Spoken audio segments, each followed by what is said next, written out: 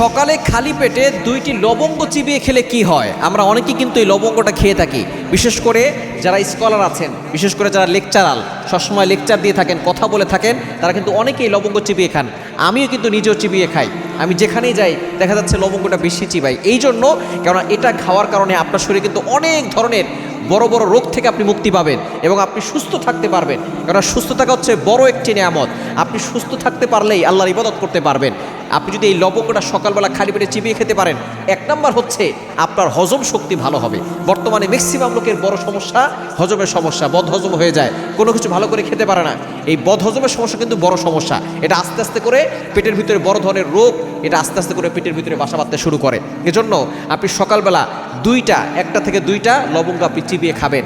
1 number আপনার বদহজমের সমস্যা দূর হয়ে যাবে, হজম শক্তি বৃদ্ধি পাবে।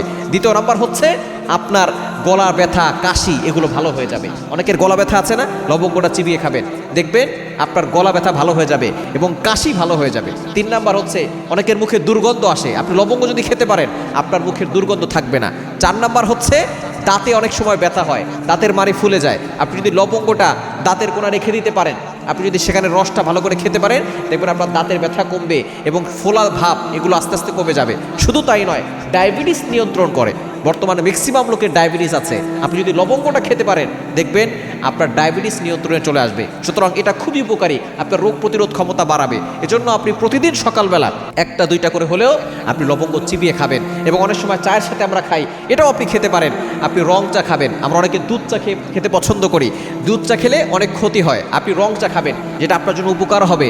এবং আপনি মধু খাওয়ার চেষ্টা করবেন, ভালো ভালো জিনিস খাবেন, দেখবেন আপনি সুস্থ থাকতে পারবেন। আর সুস্থ থাকতে পারলেই দেখবেন আপনি আল্লাহর ইবাদত বেশি বেশি করতে পারবেন।